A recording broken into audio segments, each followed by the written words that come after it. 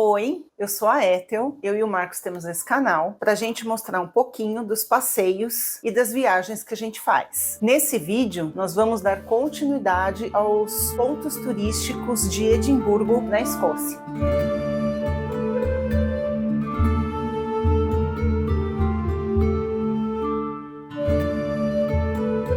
Me arriscando ser repetitiva, eu vou explicar que a gente não conseguiu colocar todos os pontos turísticos em um único vídeo, porque meu poder de síntese é muito difícil, eu queria explicar algumas coisas sobre os lugares, e se colocasse tudo num vídeo só ia ser mais de uma hora, não ia dar certo, acho que nem eu tenho paciência para assistir um vídeo tão longo, então a gente vai fazer aqui uma certa divisão. Um lugar que é muito procurado, principalmente pelo pessoal que fotografa e posta no Instagram, é o New College. Esse New College ele tem uma história bem interessante. Esse colégio está localizado em um edifício histórico que foi construído exatamente para o colégio. Ele está localizado na cidade velha. O lugar ele ocupa praticamente meio quarteirão. A entrada do colégio ela é bem majestosa porque ela tem duas torres que dá para se ver desde lá da Princess Street. Assim que você passa as torres, você tem um saguão enorme e é exatamente neste saguão que se encontra o colégio. Para visitação ao público, de forma liberada, aleatória, que pode entrar e olhar, onde tem alguma escadaria e construções em volta, ele é bem bonito, mas é só isso, é bem simplesinho. Tentando resumir bem a história do surgimento desse colégio,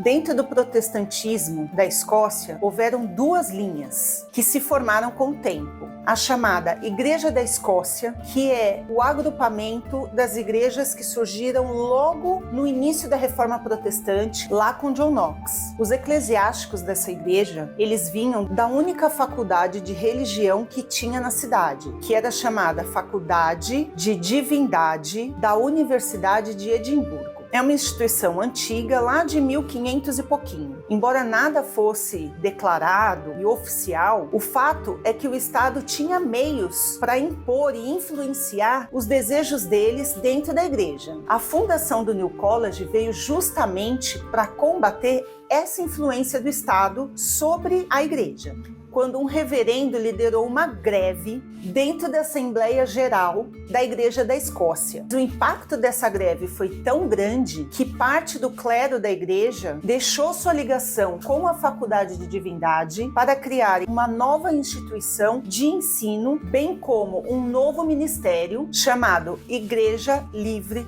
da Escócia. Ele foi e é considerado um dos maiores centros de estudo de teologia, filosofia e estudos religiosos no Reino Unido. Foram anos de separação entre os dois ministérios, mas em 1935, o New College se transformou em parte da Universidade de Edimburgo. E como a Universidade de Edimburgo nada mais é do que a Faculdade de Divindade de Universidade de Edimburgo, ele voltou para o domínio dessa mesma instituição. Como o local sempre foi voltado para os estudos religiosos, e a Escócia num todo ela é predominantemente protestante, não foi nada incomum a gente acabar encontrando uma estátua de John Knox dentro desse vão do colégio. Sem dúvida, foi um edifício construído de forma bem ambiciosa, que dominou o horizonte da cidade durante muitos anos, principalmente por conta do seu estilo neogótico.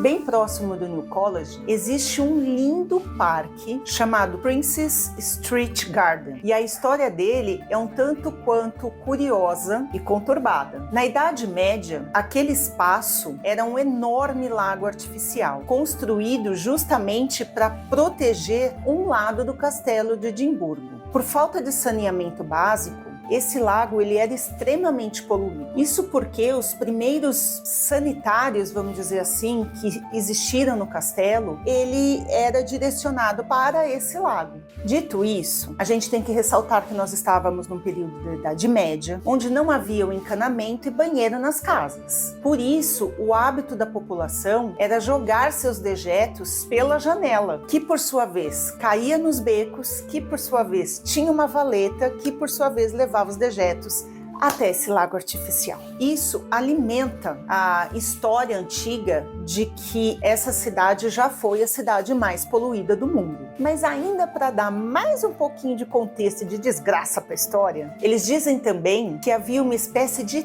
teste para saber se uma pessoa realmente era uma bruxa ou não quando ela era acusada de tal crime. E esse teste nada mais era do que amarrar essa pessoa e jogar ela nesse lago, que já era poluído. Se a pessoa conseguisse submergir e ir até a margem viva, ela era bruxa, porque ela fez magia para conseguir sair livre disso. Em meados de 1760, a Cidade Nova foi construída. E ela foi construída do outro lado desse lago artificial. O governo começou a achar que aquele lago poluído não estava fazendo bem para a imagem da cidade, além do fato de que naquele tempo já não existiam mais tantas invasões nos castelos. Então aquele lago, ele não tinha mais a sua função de proteção. Eles não queriam um pântano ligando os dois lados da cidade. Então no século XIX, em meados de 1820, eles decidiram drenar o lago. E quando eles começaram a escoar aquela água daquele lago artificial, reza a lenda que eles começaram a encontrar cadáveres humanos de animais, carroças e tudo mais que normalmente eles desejavam eliminar e eles jogavam naquele lugar. Mas calma, isso não existe mais e a gente vai mostrar aqui a reviravolta que eles deram. A ideia principal já era criar 2 parques públicos no lugar. Isso para deixar um lugar mais bonito e mais apresentável para o lado da Cidade Nova, principalmente, que era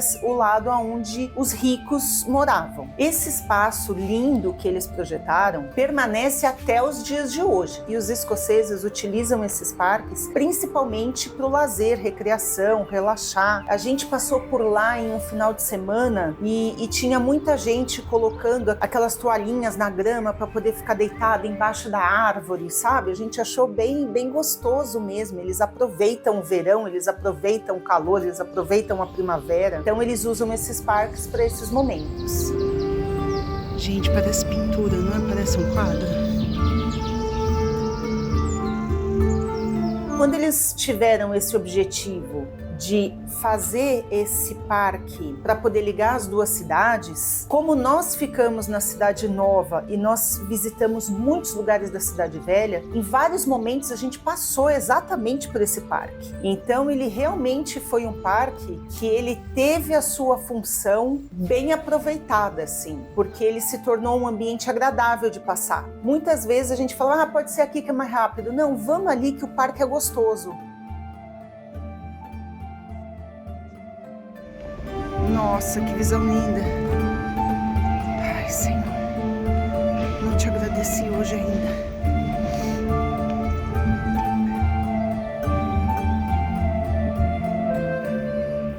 Um dos pontos altos do parque é uma fonte chamada Fonte Ross. Essa fonte fica no parque, próximo do Castelo de Edimburgo. Então ele acabou se tornando um ponto muito fotografado. Essa fonte, ela foi produzida nos arredores de Paris e trazida ao Reino Unido para uma exposição em 1862. Ela foi comprada por um comerciante muito rico chamado Daniel Ross, que presenteou o povo de Edimburgo com essa fonte.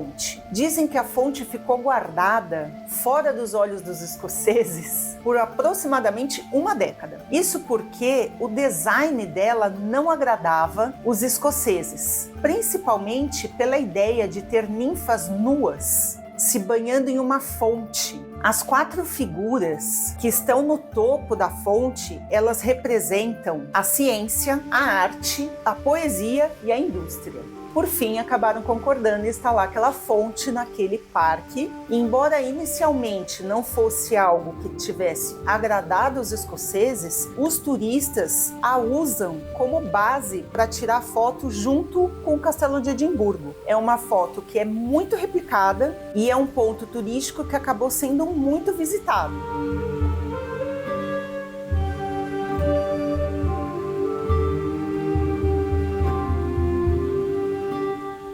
A fonte e o jardim que visitamos, ela fica na Princes Street. E por isso eu vou aproveitar o ensejo e já comentar de um dos monumentos que fica ali beirando o jardim, bem na cabeceira da Princes Street, que é o monumento Scott. Nós acabamos explorando pouco aquele pedaço, mas vale a menção, já que o homenageado naquele monumento é uma celebridade na cidade por vários fatores. É um monumento gótico vitoriano ao autor escocês Sir Walter Scott, um dos maiores escritores e um dos mais consagrados da Escócia, aclamado por inventar um gênero literário chamado romance histórico moderno. Por isso, um monumento tão imponente. Imponente mesmo, já que ele é considerado o maior monumento a um escritor no mundo. Lembra que um dos primeiros lugares que nós fomos foi o Museu dos Escritores?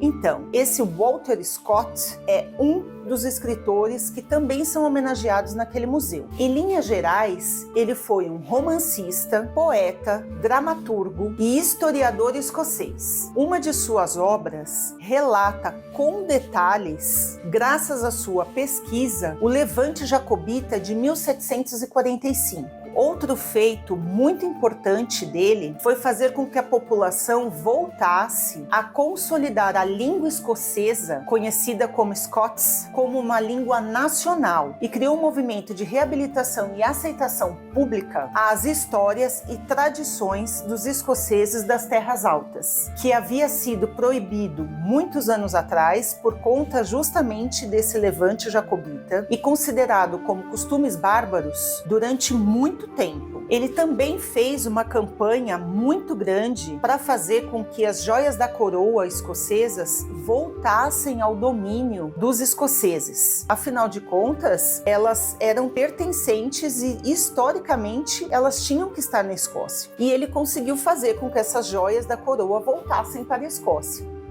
Por conta de todos esses feitos, ele é um escritor extremamente conceituado. Tanto é que tem um monumento desse porte para ele.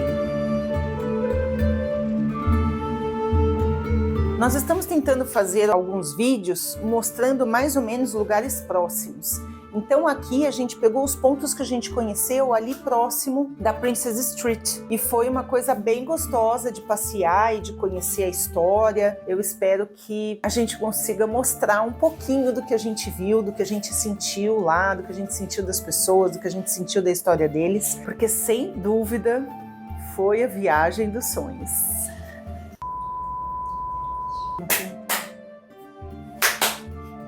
Ah, tem que ser um som, não é? Só para ter o pico de áudio para você conseguir sincronizar depois. Vai. Daqui a pouco, see you.